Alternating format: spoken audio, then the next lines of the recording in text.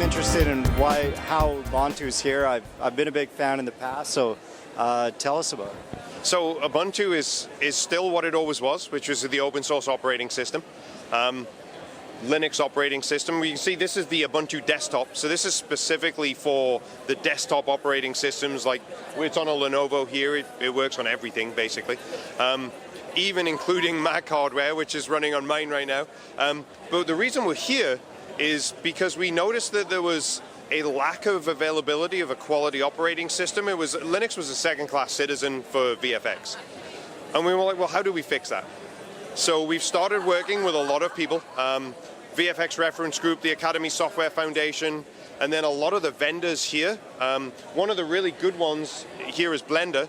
So you can go online right now and press one button and get fully supported version of Blender. Like if you want support for this and you want to know it's going to run perfectly, you're going to do it on Ubuntu. Exactly the same actually for the Unreal Engine version 5. Perfect, get it straight from the Epic website, straight on Ubuntu. So what we're looking at, the reason we're here is we're looking to expand that sphere of influence and get input from people on, hey, we want an operating system that's open source and usable and works and is very fast, and we want options. And therefore we're kind of polling everyone that's here and going, what do you want? You know, like how can we make Linux better for this industry? So that's exactly what we're up to. So what kind of problems would you be solving then, you think, for, would it be like making it better for industry professionals, and kind of what solutions do you see coming out of this? So there's a number of things that Linux does better, and the primary thing right now for these guys is how do I get the best performance out of a piece of hardware that I bought? And Linux does that way better than any other operating system. So if I want something that's very performant, I can do it here. If I want something where I can instantly move that workflow to cloud, I can do it here. We're very integrated with AWS and Google and Azure, and it's very easy to move that workflow across. Then being able to get access to high-speed data and things like if I'm going to attach to if I'm a studio and I got a big data storage device like an EMC or a NetApp, the fastest way I'm possibly going to do that is through Linux again. So there's no conversion. They're running Linux, we're running Linux, instant to be able to get that data. Yeah. So there's no SIFs like Windows stuff in between. And then a lot of these, like Blender works perfectly, like I said, Unreal Engine. There's some that work that we want to make better again. So Resolve, DaVinci Resolve, that works great. It's on here, works fantastic. But it's not certified as such at this point. So we came here so we could talk to people and be like, hey, are you interested in this being a real thing? And everyone's spoken and they're like, yeah, we want this, it'd be great. Because then you get like a one-click deployment for things like Resolve or Houdini or RenderMan. Press button, works. So that's what we're kind of doing, is trying to be very agnostic and get everyone to be very involved. One day, hopefully, we'll get like Maya. One day, I'm going to get Maya to run on this. That's the dream. Yeah, exactly. We're gonna make it happen. So that's why we're here, is to do that and find out what do people need. Linux is so adaptable and so flexible that we can make a lot of things happen. What's motivated you, and what's gotten you here today? Actually, what got us here today was the Academy Software Foundation. What got us here in this industry was the Academy, a combination of the Academy Software Foundation and the VFX Reference Group, because they're both very committed to Linux, very committed to open source. And we're like, hey, this is amazing. Like, people actually want to use Linux. There's a lot of people building open source projects that really help the industry. So combination of the VFX Reference Group and the Academy Software Foundation and them going, hey, we need this, really drove us to go, hey, the industry wants Linux, it wants to be able to use open source. We want to be able to get this in the hands of more people. It's a free product. Like, why not try and get more people to be able to use it? Yeah. I'm definitely rooting for you, because I'd love to be able to get off of Windows, that's for sure. Right? I'm no longer on it. Everything seems to be there. There's a few missing pieces, right? And Autodesk has a lot of those missing pieces. Like I said, we'll get there, right? We'll keep pushing. But already there's some giants on here like Epic, right, and Blender. So being able to do that, being able to get this in the hand of students and studios alike, that's what we're trying to do. Okay. Kind of other questions. In the industry, do you have any role models that you've looked up to over the years? I do. And I'm going to owe him a lot of beer for using the name, but Nick Cannon's a good dude, CTO at Disney Animation. David Morin at Epic, another one. All like me with gray hair, right? I have no hair. but there's a lot of people, but those two people stand out as people that are really driving open source and really driving Linux, all flavors of Linux and all flavors of open source. Despite we have this product, right, and Ubuntu is our product, we like open source in all of its forms. So that's where we're looking, and I'm really interested in also the next generation. I want to see who's coming up next and who's going to be the next, insert name here. So we're kind of very much looking at, I have my own, I'm a certain age, but I know you go ask other people, there's going to be totally different names, and that's what I love to see. I love to see more people getting involved in this. But 100 years from now, one of your future relatives, doesn't exist yet, sees this. What do you think the future might look like, and what would you say to them? So it is a great question, because it's so first of all, everyone should think about this question, I think, because it tells you what to do with your own life, right? You're like, what would I want someone to think and do? I'm actually going to go away from technology. Technology can become part of all of our lives at that point, right? In 100 years, technology will be absolutely, everything will be done. Cybernetics will be real. Everyone will be doing things. It's real now, but everyone will have it, right? Instead of an Apple Watch, you say I'm an old school mechanical guy, right? But instead of an Apple Watch, we're going to have implants doing this stuff. But what I would say is the stuff I do, like skydiving and riding dirt bikes and traveling the world, that you can't really replace. The danger in someone's life is absolutely like the spirit of someone's life. I would say 100 years from now, keep jumping out of planes, keep going fast on bikes doing dangerous shit, right? Like, it's going to be amazing, and then add that into it. I really like that answer. It's like the human spirit, nothing can beat that. Mm-hmm. Exactly. Like, we're all real physical people right now, right? And that physical excitement, anyone that someone says is dangerous, you shouldn't do, go try it. How many people say, oh, that's scary, I wouldn't do that, right? That's the reason you do it. That's like when you're that high and you're looking, you're like, oh, I can mess this up, right?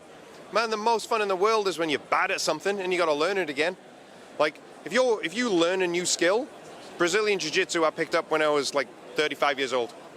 I wish I'd have started 20 years earlier, Like, when you learn a skill and you've got that learning curve where you can go like, hey, I'm really bad at this, so I can change my perspective on this, 200% kind of thing, made up because percent's 100, but I can change it this much, a factor of 2, easily.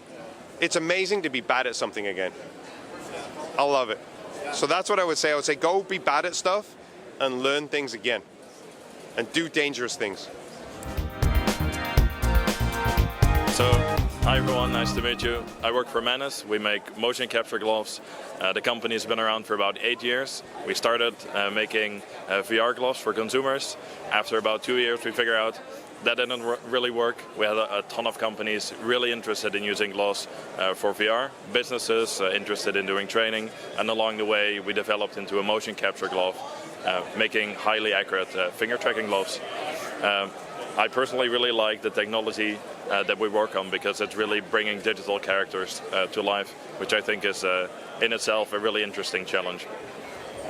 So it is, this is all focused on the hand movements with the animation. Yeah. So the gloves that we make, they track what the fingers do, and people use these gloves to bring characters to life. So one of the things that something that happened pretty recent was Epic, together with a bunch of other companies, they made the Matrix Awakens showcase in Unreal Engine 5, and they used our previous generation gloves for that. And we were really amazed seeing that, seeing some of the famous actors that we that we know from the movies that we love using our products. That was really amazing. That must have been a great feeling to see them to be, I suppose, chosen for that level of a project. Yeah, we were kind of like humbled, or like we were really amazed that they decided that what we made was chosen by them to be used for such a big project. It was really really special, really nice seeing that, and that's also something that we'll probably see a lot more with this new generation stuff. It's just so much more accurate, but we are still like really interested in seeing what other people do, because we can make a bunch of hardware and a bunch of software, but it's what other people do with these products that amazes us. What in your career, what led you into this field? Like, what steps in your progress, if you wanted to summarize it a little bit? Like, really, like in a real, like brief, short way. way back when I was a kid. You could be long if No, but way back when I was a kid, I got Half-Life 2 for my parents for Christmas, and for me that started like. It started my modding career, so getting into game development and figuring out you can make your own 3D stuff, and that led me going to school, studying this, working together with people, and quite a few years ago a good friend of mine worked at Manus back then as the lead programmer, and they were looking for people who could help animate and bring all the data to life on a digital hand, and that's how I started. And since then I've worked in various positions, and right now I work as a product specialist where I help customers and internal teams communicate how they can use their products, what use they are, how you can use them, how to make the best of everything essentially. And it's really a lot of fun, especially in an industry like this that's developing so rapidly, I would say. It's pretty exciting. So it kind of feels like an ongoing adventure, right? Like things are evolving a lot. Oh yeah, for sure. So back when Manus was started, the focus was on VR, but back then there was not so much VR. You had Gear VR from Samsung coming up. There was no Oculus headset. You had cardboard and you had a bunch of stuff. And then if you compare like where the industry is now, with Meta having their Quest 2 like being sold to millions and millions of people, and also like the virtual production and like all of the motion capture stuff becoming so much more prominent and so much better, it's really incredible. Like if you look at what they achieved with the Mandalorian, like using Unreal Engine for example, that's just simply incredible. If you go back 10 years, like that would not be imaginable. That's it's really interesting seeing how quick things are developing. It's a lot of fun. So I've got a philosophical question, and you can decline, but let's say 100 years from now, one of your future relatives doesn't exist yet, somehow is seeing this video.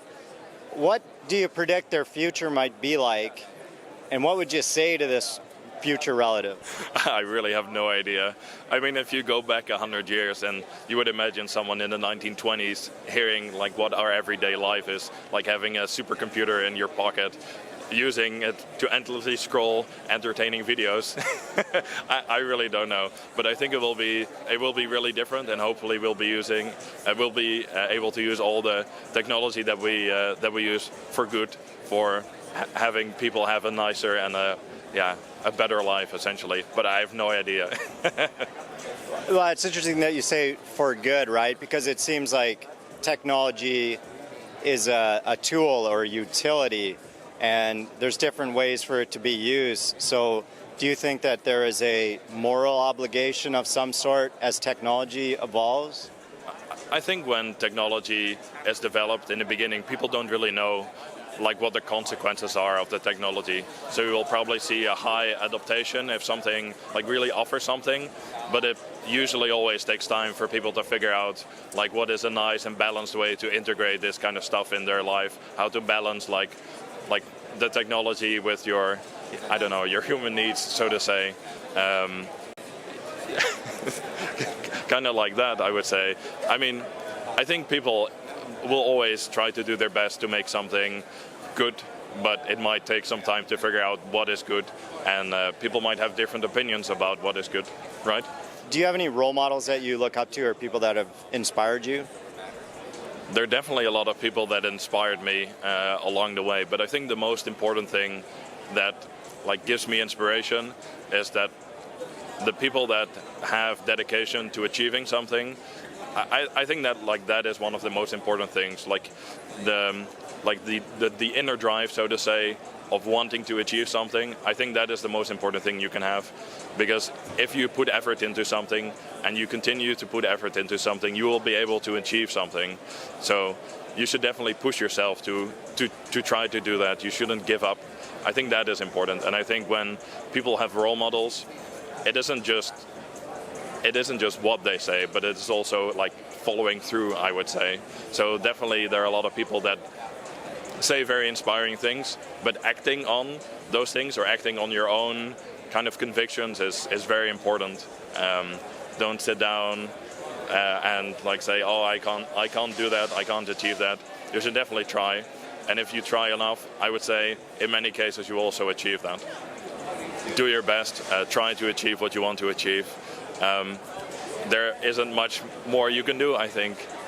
Do your best and make the best of it. Yeah. Okay. That's great. That's all I got. Thanks. Hey, look at this.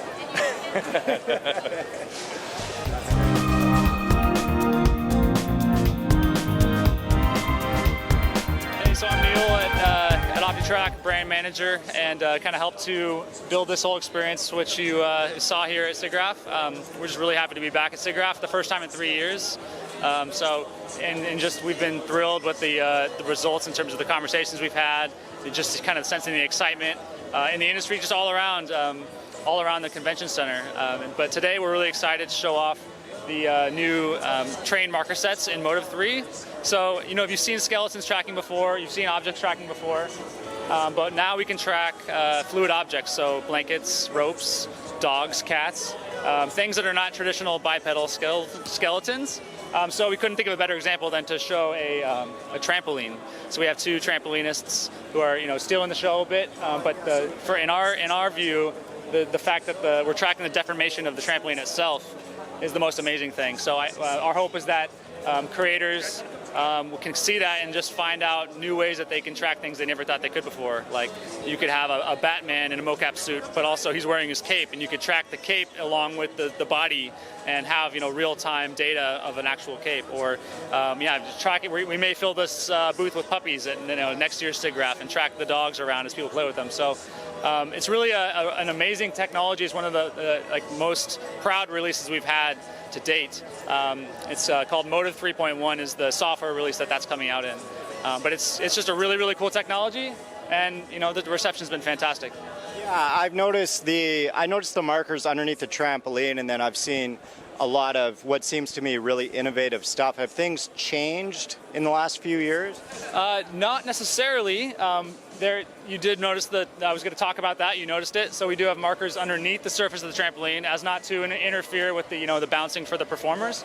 Yeah. And then we have separate camera systems, or a separate camera system rather, below the trampoline tracking those markers specifically.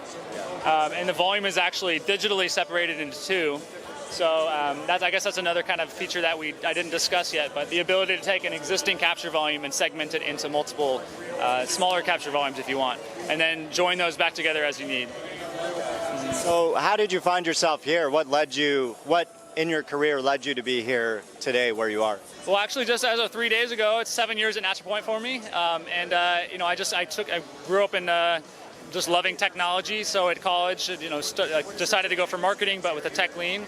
I went to school at Oregon State University in Corvallis, Oregon, and assumed that I'd have to be moving to the Bay Area or LA to find a tech job. But Natural Point is actually headquartered there in that relatively small town. So I kind of was just led there just by the fact of proximity. I've grown with the company from a kind of early marketing position up to now brand manager, and kind of helping to shape these sort of experiences like this. So it's been a fun journey so far, and just excited to continue to grow. This like the motion capture market, of course, but also this entire community. It's great to be a part of this. Yeah. Would you have any advice for, say there's some kid in the middle of Montana or Manitoba, a small town country kid, and they want to break into the industry? Would you have any advice for them? Look around. I mean, there's really cool companies probably in your backyard you may not know about. Like Corvallis is only about 50,000 people, and yet has a company that is doing a great job here in Corvallis or in Vancouver. Look around. Don't be afraid to check out a company that maybe not a Google or an Amazon, but look for tech that's really cool. Look for companies that are really keen on celebrating individual employees' efforts and just appreciating the team effort and the collaborative experiences that help products like this exist. I value that personally, and just recommend to seek that out. I got a philosophical question if you want. You don't have to answer it. So let's say 100 years from now, all right, so there's some philosophical thought here. One of your future relatives who doesn't exist somehow is seeing this video. What do you think their future might be like, and what would you maybe want to say to them? Well, the world's going to be a lot smaller, because as this stuff gets cheaper and more people have, if the metaverse, I guess, it comes to be, you're going to be able to be fully present, maybe digitally, in anywhere in the world, and you're collaborating, having meetings with people on the other sides of the planet in one room. You know, designing buildings, designing cars, writing code. It'll be really cool. You know, maybe in this right now, if you're watching this video in 100 years, I'm just a 2D image, but in the future, I could be, you know, capturing myself with no mocap suit at all, just video-based tracking. So being able to track athletes on the field from 300 feet away, you know, just likewise tracking me here. So in that world in the future, that's probably already happening. But I want to call the shot, and I want to say, I hope that's happening for you. There could be like metaverse arcades, you know, like arcades back in the day. There could be people they come in, and as the technology evolves, they are in these metaverse. I mean, there's kind of things like that happening already. Yeah, there are. Yeah, so back in 2018, when VR was kind of peaking, there was plenty of the location-based VR experiences.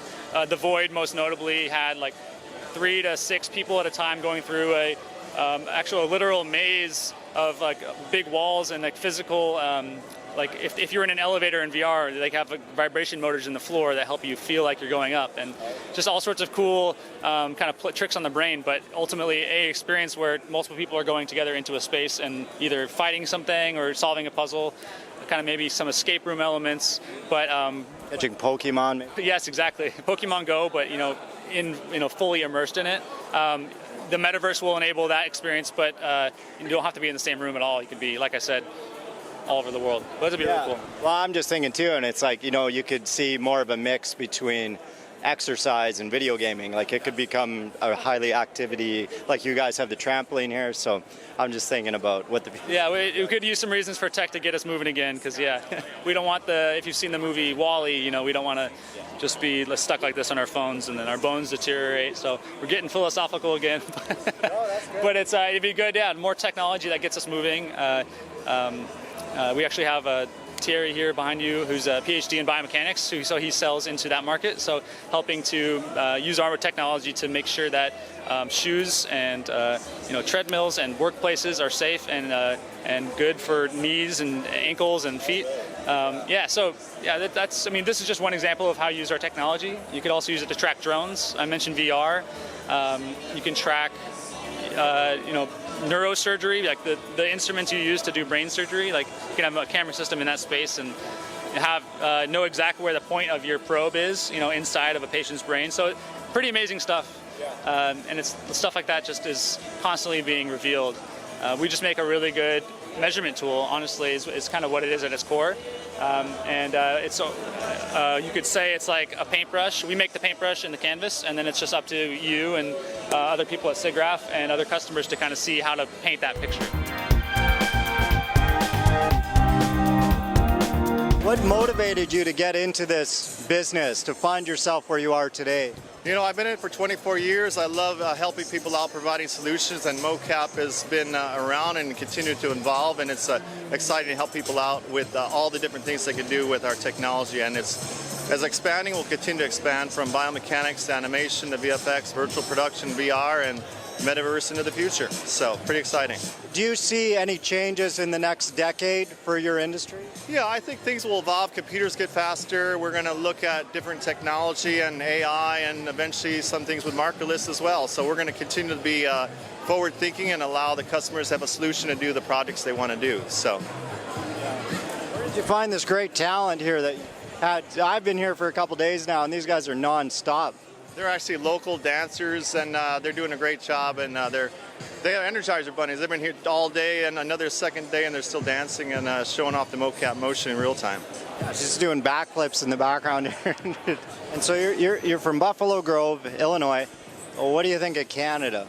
I love Canada. Vancouver's a beautiful area, and I love the mountains and the water, and we're glad to be here for SIGGRAPH, and this is one of the coolest convention centers with the overlook of the mountains and the water next door.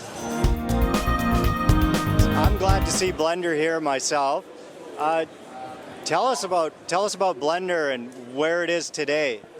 Well, Blender now, I think after many, many years of evolution and development and the growth of the community, it's now at the center of the SIGGRAPH trade show, and that's like a first time for me, at least in almost 10 years of coming to SIGGRAPH, and that to me like also symbolizes a lot of the growth that the project has done, and the adoption that it gets, and especially the recognition, the love that we get back from the community. So Blender is in a very happy place now.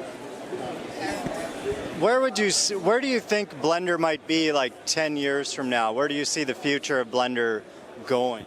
So just for reference, Blender is now this year going to celebrate 20 years of it being open source, free software. So you have to think what is going to happen in 10 years. I cannot really, it's very, very far in the future, but I think that a lot of what is, the direction where Blender is going, like, is still very close to its values. So of being a software that is open, that is accessible, and that is lightweight, that is portable, and like to keep those values as it evolves more and more, that's the most important thing. One of the things that is definitely going to happen is that Blender will get more and more connected, that to help people to be connected together. And I think that that's the thing that probably will happen soon and will be very important for its evolution in the future. And how did you find yourself here today working with Blender? What led you towards where you are now? So my story starts when I was a teenager. I was volunteering for the Blender project because it was this online, open source community. I loved computer graphics, and I found this group of people online that were doing that. So I felt very welcome to contribute and help out, doing little things. Is everything good? Yeah? Doing little things, helping out with documentation and helping out with some content making. And then 10 years ago, I got involved in one of the Open Movie projects, so one of the films that the Blender studio makes to push Blender development. And since then, I never left the studio. 100 years from now, one of your future relatives is seeing this video. There's some small chance. What would you say to them, and what do you think their future might look like? I don't know. I find it very tough to imagine. Like, is it something that they would wonder about us, or is it something that would wonder about them? It would be you wondering about them. What things might be like 100 years? So what I imagine, well, I like to think of a future where we sorted out the way we take care of our planet. That is the thing that I hope that we manage, because if we don't do it, there will be no one to watch this video. So I really, really hope that we sorted this out. That's a very good point. I guess last question, do you have any role models that you look up to in the industry? I think the person that I look up to the most is standing on my right here. So if you can pan and film him, yeah. That is Ton. Yeah.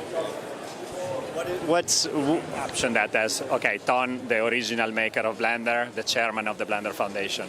He gave Blender to the world. Yeah. Okay, that's awesome. All right.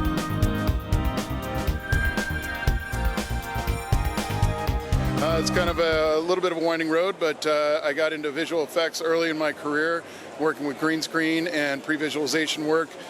From there, held a number of jobs where I ended up running my own company several years ago, and started getting introduced to Blackmagic design gear and integrated that into my workflows.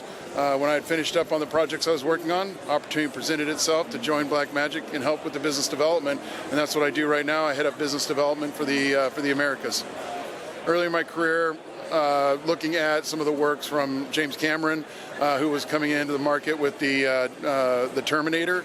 I was really entertained by how here was somebody who had been working with Roger Corman for most of his early career, had been a props person, could now go on and start making movies, and I felt, hey, if you don't have to be kind of Hollywood royalty, people can kind of get in and do it. Of course, now he is obviously Hollywood royalty. But most of the people I looked up to were the people I was working with on the production teams. Spent time going around talking to other people in different areas and listened to what their stories were, learned some of the things that they did, was always open to learn something new. And from there, new opportunities just continue to present themselves. Terminator 2 is really something, eh? Well, so when we got to Terminator 2, we had the introduction of real CG effects. And so really looking at that, where Terminator 1 was more of the practical stuff, and the Abyss and Terminator 2, those effects really drew me into what is this show's kind of main purpose, and that is the visual effects industry that way. Any advice for people that are looking to break into the industry, like younger people that are maybe graduating now? What would you say to them?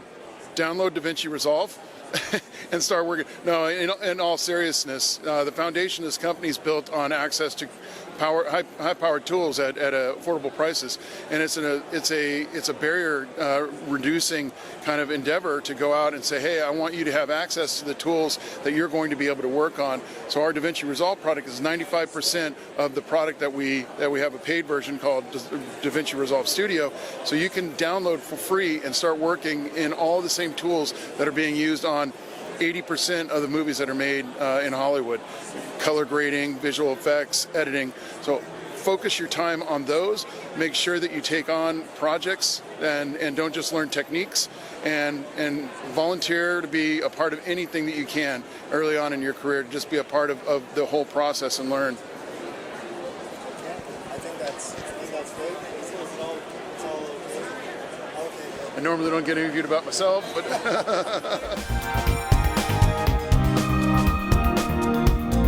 This is Koa. I'm out of the Torrance, California office branch.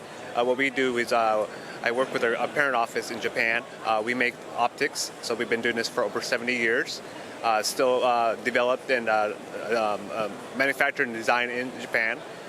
So we have a variety of C-mount and larger format M42 type lenses for industrial C-mount type cameras. We range from a standard resolution all the way to 50 megapixels. And we have different lenses depending on the sensor size. So we work with Sony, Semi. So we do from like 1/3 inch all the way up to 2-inch sizes. And like I said, we also do visible to near IR, shortwave SWIR. And we're also developing UV ultraviolet lenses for probably next year. How have you enjoyed the show? It's pretty much over now. Do you feel that you were able to achieve what you wanted to? So yeah, we got pretty good solid leads. We're probably the only lens manufacturer here, obviously. So and then I think the next SIGGRAPH will be in Los Angeles, which is in our backyard. So we'll definitely attend that one, exhibit that one as well. So I think I think we got our ROI for coming to this show. Absolutely, yeah. What are some of your hobbies outside of your work? Outside of work, I'm big into golfing, so I pretty much golf on the weekends. I'm getting more into photography because this is my line of work. So yeah, that's definitely a passion of mine. Food, I love food. Traveling, so yeah, the usual, yeah. Mm-hmm. Now, I think do you think that there's going to be more and more automated factories happening across the world? Would you say that primarily most manufacturing is done in China now? Do you see more automation occurring? Like this could be a huge... Automation, robotics, yeah, I think that's the new wave of the future, yeah. So a lot of those need vision systems, so I think Koa and other lens manufacturers are going to the demand's going to be higher and higher, yeah. Absolutely, yeah. Because NVIDIA had talked about that in their special announcement on, was it Tuesday? Monday or Tuesday, yeah, I think so. So they talked about that. So it seems that might be more of a growing trend. So it could be that this is a pretty... Like the lens industry, visions, it's getting bigger and bigger, yeah, as far as I think it's growing. So, and lenses are getting... the sensors are getting bigger and the resolutions are getting better, so the lens manufacturers can keep up with the demand with nice and very, very good optics. So, yeah. What do you think about AI and lenses with the future of AI? Because a lot of people say the restrictions on AI are that the computers can't see. Do you have any opinion on how AI may advance in the future? I'm a sales guy, so I'm not an engineer, so I don't know where the trend's going, but I've noticed the trend has been going to bigger optics, because when I first started about 10 years ago, all the sensor sizes were 1/3 inch, half inch. Now Sony's coming out with like 1 inch, 2 inch sensors, so as far as I know, yeah, it's going to be growing. Absolutely. I got one last question for you, I suppose. It's kind of a goofy one though, and a philosophical one. So let's say 100 years from now, try to imagine the future, and somehow this video may still exist, you know, assuming there's no, you know, crazy whatever. And one of your future relatives, someone who doesn't exist yet, is seeing this. What do you think that their future might be like, and what would you say to them? That's a very good question. I think a lot of stuff is going to be automated. I think robots is the future. You know, we'll see the self-driving cars. Everything's autonomous. So,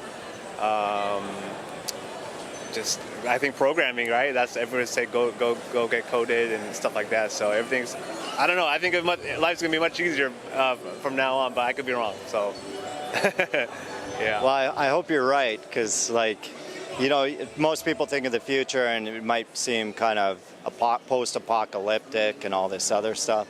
I do think there's always going to be ebbs and flows in history, and I do personally, I might be wrong, but I do think that there's going to be, I think the future is going to be good for humanity. I think the future's looking bright. I think so, yeah. That's good to hear from somebody else. Yeah. Cool.